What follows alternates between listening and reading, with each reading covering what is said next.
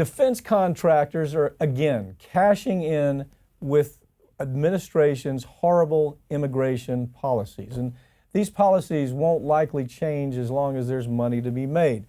Now, this is a story to me. I looked at this story. It's the contractor. It's just one contractor. MVM is where this story focused. MVM is a contractor. They were a defense contractor, but now they're saying, listen, we have this ability to handle all the problems with children crossing the border, and then we have to be able to detain them, take care of them, make sure they eat right, have housing, and we're the people to do that, okay? Now, the interesting thing about what struck me about this story, this is another pigs at the trough for contractors. Okay, pigs at the troughs, what I mean is these people, right, I don't know if you know this right now, there are more multi-million-dollar homes around the Washington, D.C. area right now than any time in history. You know who they are? They're defense contractors. Okay, they made so much money in Iraq, in Afghanistan. They're always looking for the next war. Okay, they're the ones that were chumming up. Yeah, let's go to war with Russia. Over Hillary's election because it's so important to us. We cared so much about Hillary. Let's go to war. They're the same people who are always making the big defense money. So now what we have is they're making a transition.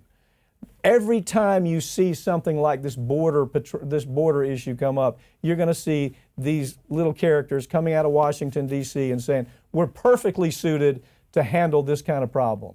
How many times have we seen it? I mean, whether it's a national disaster, contractors come in besides FEMA, it is just money, it is pigs at the trough.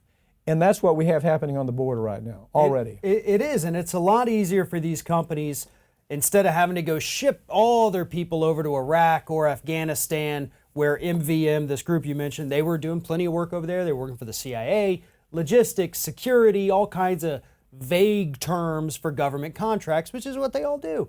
And so now they're saying, hey, what we want to do is we want to take care of all these kids that you're taking away from their parents when they cross the border. We've got tons of people who they know everything about kids. Have you ever done it before? No. Right. No, we've never done this before, but we're good war contractors. Yeah, I took care of my nephew one day. I know how to do this. And so they've been posting all of these job postings that they've uncovered here that all deal with some kind of, child care. They're trying to hire people left and right, just all over the place, in anticipation of these contracts, which they've now been awarded, I think a small one for about $8 million that's going to go through 2022. Yeah. So that shows you right there, there is no end in sight for this policy. It doesn't matter who comes together. If you have Laura Bush and Obama and the Democrats saying this is horrible, it's pretty much set in stone.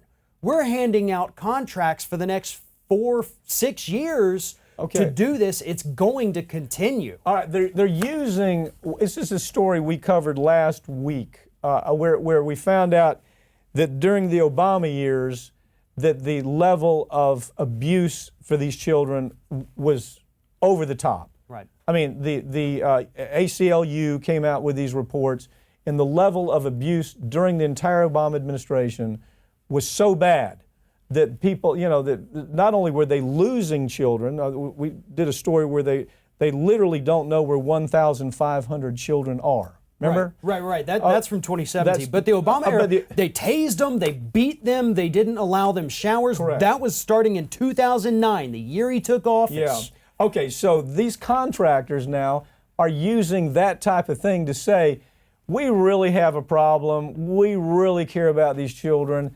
Yes, we're used to working in a war environment. We worked in Afghanistan, we worked in Iraq. How much money did they make in Iraq? Just the contract. We did this. You did this story one time. $138 billion is just what the defense contractors made in only Iraq. That's not even Afghanistan. Almost $140 billion. Right. And about 15% of that, the government already conceded was lost to waste, fraud, and abuse. Those three words they always use, waste, fraud, abuse. Okay, for example, you remember the $12 billion that disappeared. Right. They ship in and they bring in C-130s. They ship in $12 billion into Iraq, and then they say, well, they start asking questions. Where's the money?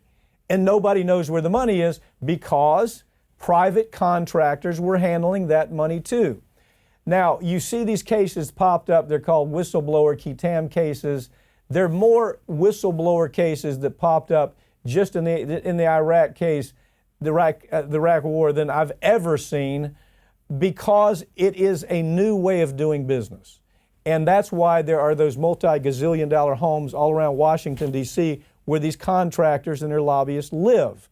So now what they're going to do is they're going to take the border case, they're going to take this abuse of children that took place for 8 years under Obama, they're going to use that and say, well, it's going to be worse under Trump, you would think. So we need you to hire us, and we need another $140 billion.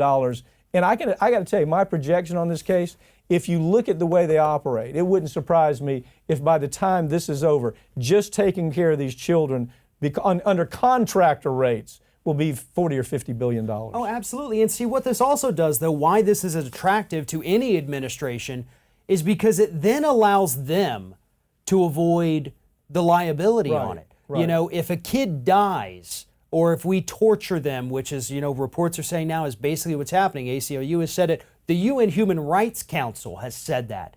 But if it's a private contractor, that shifts things a little bit. Then you can say, look, I'm Jeff Sessions. I didn't approve this. I didn't know. We put them in charge, even though they hadn't spent a day in their life taking care of children at this massive scale. I think the new tent city they're trying to build could hold upwards of well over 1,000, possibly as many as 5,000. Important point, and you raised it, but I don't want this point to be missed. They're already contracting for another 4 years. Right. You see, they know this is going to go on. This is like a new trough, a new piggy trough for the contractors, and you're going to see them just being moved in there. Taxpayers are going to be killed. The kids they're supposed to be taking care of. We're going to see stories that continue. Not as bad as what we saw in the last 8 years, I hope, but stories that tell the story about how contractors really work.